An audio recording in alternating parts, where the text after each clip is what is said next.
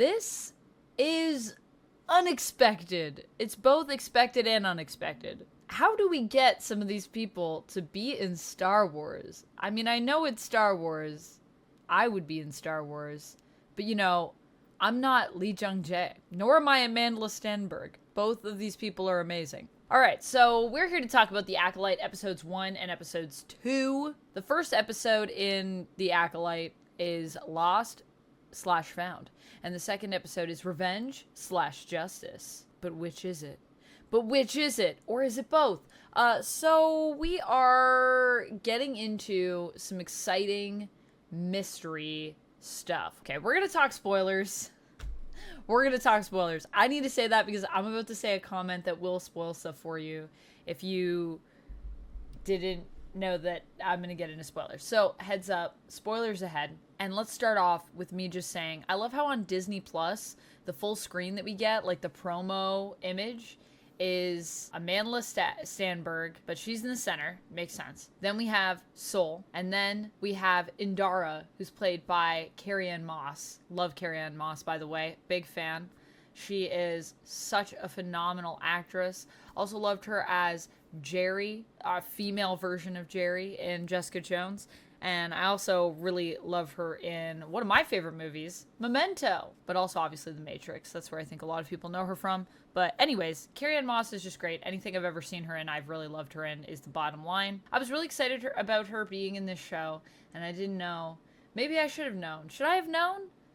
Let me know, Star Wars lore masters. Let me know in the comments. But I did not know that she was going to die in episode 1. So we meet her, we get like a fight scene with her at the beginning, and then she just dies. And I was like, oh. Well, that's disappointing. But maybe we'll get more of her in flashbacks or something like that. Because clearly there is a conspiracy afoot. I gotta say, I love this setting. I love that we are in the High Republic. And I love that we are actually in a time period that's different from the time period that we usually center around in the films. So yeah, this is cool. It's very different, and it's very interesting because the Jedi aren't really fighting for their foothold. They are dominant in the galaxy. And so it's more, I feel like, going to be about exploring what the Jedi represent overall. Now, granted, in these first 2 episodes, the Jedi still seem pretty good. Pretty much the good guys. But there is a bit of a mystery that is unfolding here. Now, initially, I thought the mystery in this show was going to be about who done it. Who's the murderer. But it seems like we get that by the end of episode 1. You find out who it is. So we have Osha, who is one of the main characters in the show, played by Amandla Stenberg. And we also have Mae, also played by Amandla, who is her twin sister, who we initially thought perished, and we are shocked to find did not perish, survived, and is also going around with a hit list taking out Jedi left, right, and center. Or, well, left and right. Taken out 2 Jedi so far, but definitely has a hit list. Very, very Arya Stark vibes is what I'm getting here. And it has to apparently do with the fact that Mae is following some sort of master who we don't know who that is. And so the mystery seems to be more about what is this really about? How are these Jedi potentially involved in the downfall of the village that Mae and Osha are from, and their family, who were all perished in a fire. Mae was believed to have also perished in the fire, but JK, lol, she didn't. And then the other mystery is, who is Mae's master? Very mysterious. I have some ideas in regards to who it could be, just in terms of my knowledge of the Sith and Sith lore. I mean, here's what I'm gonna say. The Sith are Force users, and to my knowledge, the Sith kind of came out of the Jedi. So I think it would be really cool if this is some Jedi that left the Order because they saw the corruption within the Order. And I think that would be a cool angle for us to explore. Something we don't see as much is just exploring this idea of, like, what is good, what is the light side, and what is the dark side, and what does it really represent, and is it, I guess, real? Because the Jedi have all of these rules and all of these things that they do to say, you know, we're here to maintain order and we're here to help people, and so we have to do these things in order to do that. We have to not get attached to our emotions. We have to basically be celibate. We have to live our lives exactly like this. It's very controlled. And it's because they know that the Force has a dark side to it. There is temptation because it's super powerful. But on the other side of it, while the Sith is kind of this idea of really like craving power, and in that way it can be very corrupting. The power corrupts a lot of the Sith. Most of the Sith. I think that's basically the downside of being a Sith. The other part of being a Sith is almost a sense of freedom, because Sith really are more willing to tap into and use their emotions. They don't really have strict rules. They do have guidelines, and you know, there can only be one like Sith master. There are certain things that develop over time, but the other part of it is what the Sith side, what the dark side almost represents. In a way, it's freedom, it's chaos. It's anarchy as well. It's all of those things. But so I think what would be cool is to see if the master is someone that maybe is tied to the Jedi Order, and then what does that mean? And then we could probably see the Sith spin out of that. Kind of how that comes to be. I don't know if that's what we're going to get, but that's a theory that I have. That's something that I personally would just really love to see. It's less of a theory and more of a dream, I guess, that I have. And the one thing that I really want to talk about, there's two things I really want to talk about in terms of these first two episodes and my feelings. Well, actually, there's three things. Okay, so we're going to start off with me talking about a couple things that I really loved, and then I'm just going to finish this off with something that I didn't love as much. One, I want to just start by saying we must protect Pip at all costs. Once again, Disney here to sell the merch. Sell me the merch. Sell me more droids. They've introduced us to Pip. Pip is adorable. A little pocket droid. I already am seeing the merch. I'm seeing the millions of dollars they're going to make off these Pips. I know I want a Pip, personally. So that's one that I'm going to have to add to my droid collection. But you know me, I'm a sucker for droids. So maybe not everybody is super here for Pip. But for me, I was like, I love Pip and we must protect Pip. Can't wait for Pip to have some sort of like really badass moment too. I bet that's going to happen. The other side of this is that I just want to say the acting is phenomenal across the board so far. I want to say I'm so glad that Lee is in this as Soul, because there was a moment where I wasn't sure if I was here for this show, and then Soul arrives, and I was like, oh, never mind. But also, to her credit, Amandla is doing an amazing job in this. I did really like her in The Hate You Give. I did really like her in, there was something else. Oh, she was in Dear Evan Hansen, which I know a lot of people don't like Dear Evan Hansen. Okay, I get it. Ben Platt playing a high schooler. It's a bit of a weird vibe. But I will say, I actually like Dear Evan Hansen. I think the music is really good. And Amandla actually has an original song that they made for just the movie version of it. And it's also really good.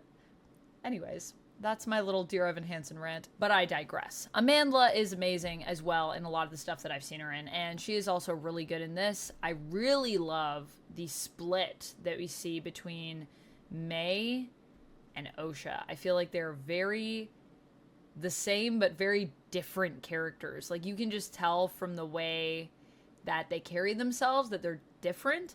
And so I think Amandla did a great job of creating very different characters who are also sisters. So there's also a huge connection there. Not just in terms, of course, of how they look, but also I feel like there is some stuff there that is intrinsic that makes you feel like they're related, but you also feel like they're different people when they're really one person. So all of that is very good. I love just any scene that Soul has with anyone. That is so fascinating to me. Just talking to people is really interesting. I also love some of the interpersonal stuff that I feel like we're building between the different Jedi and how they relate to each other and how they feel about each other.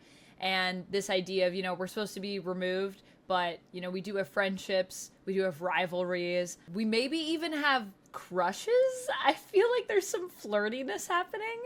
Why do I always want all the Jedi to flirt? This happened in Ahsoka. I was like, Is this a flirty thing? I don't know. Are Jedi allowed to flirt? I don't think they're supposed to, but I think they do anyways.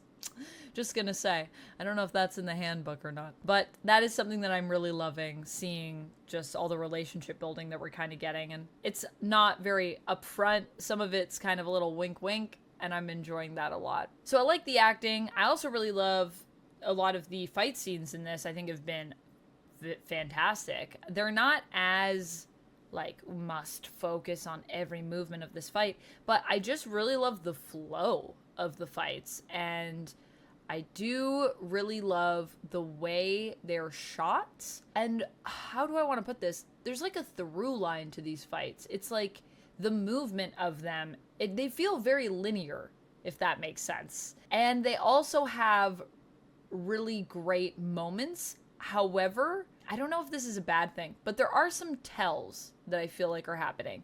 Clearly, we're building to moments like in the first episode where Mae throws the dagger at Indara, gets her to look away to protect the barkeeper, the bar owner, and in that moment uses it to throw the dagger. And of course, I saw that coming, but it felt like it was kind of building to that, but I'm not sure how I feel about that. I don't know if I like that. There's another moment as well when we have the sand and they show us the sand, and then Mae's like, oh, maybe I'll do the sand thing in episode 2. And then she does the sand thing. And I was like, all right, I mean, that's cool. I understand. You guys were letting us know. She does this. There is sand here, so therefore this is possible. I just think there maybe could be some smarter ways to do those moments. I don't know. Maybe I'm being really nitpicky there, though, so take that comment with a grain of salt. And let me know how you feel about that. Do you like when some of these moments are built up or televised in that way? And how do you feel about that in a fight? Because I just like a lot of moments where I'm not expecting it, but everything's set up well so I know where we're going in a fight, if that makes sense, as opposed to it happening in the moment. My one nitpick about these 2 episodes is, well, mainly the first episode, is that I kind of was a little bored. At the beginning, I was like, okay, yes. And I think it's also because just there's been a lot of trailers and stuff surrounding this. So I think it was also like I kind of knew where we were going with it a little bit, although I was not expecting Carrie-Anne Moss as Indara to be the Jedi that gets, killed right off the bat. I wasn't expecting some of how fast this moves, but just the opening, something about it just didn't really pull me in. Even though there is a lot of action, there's a lot of stuff happening there. I didn't really get pulled in until I think the moment that it happened for me when I was like, oh, I'm here for this now. I've arrived, was when Osha gets arrested and she gets put on the prison ship. And then we have that whole prison escape that she doesn't want to be a part of, but it just happens kind of around her and she has to deal with it. And then the ship is crash landing. That all was exciting to me and it pulled me in, and then it made me really focused on what was happening, and then everything was soul. I also think it's interesting that the mystery is not exactly what I thought it was going to be, and I'm still kind of trying to process how I feel about that.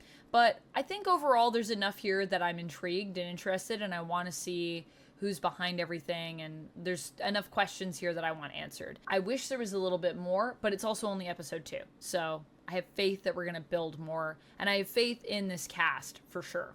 I think it's a really, really amazing, really strong cast. So those are my thoughts overall on episode 1, episode 2. Overall, I'm enjoying it. I do think this one might be a little bit more of a slow burn than some of the other stuff.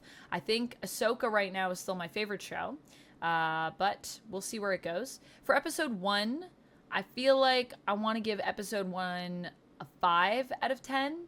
It was kind of like mid for me, but I think episode 2 is a bit stronger. I think that one's maybe a 7 out of 10. I want to say 7 out of 10. I want to be generous and say 8, but I think we're going to be building to a bigger moment later, so I don't think that these episodes are supposed to be the bangers necessarily. And not all shows, every episode has to be a banger. It really depends on the overall story for the season as to how I'm going to feel about the show. So, I'm intrigued. There's a lot of cool stuff here. There is some stuff here that I'm kind of not sure how I feel about yet, that I'm a little mid on. but we'll see where it goes. Thank you so much for joining me. Let me know what your theories are in the comments below. Let me know if there are other characters from this era that you would like to see. I personally have not read a lot of High Republic stuff, and I'm thinking now maybe I should go back to the comics and check out some of that stuff. So if you have anything from the High Republic, any stories that you really love that you want to share, also let me know about those in the comments. Maybe I'll go back and check some of them out. And as always, thank you so much for watching. I'll see you next time, and until then, friends, stay nerdy.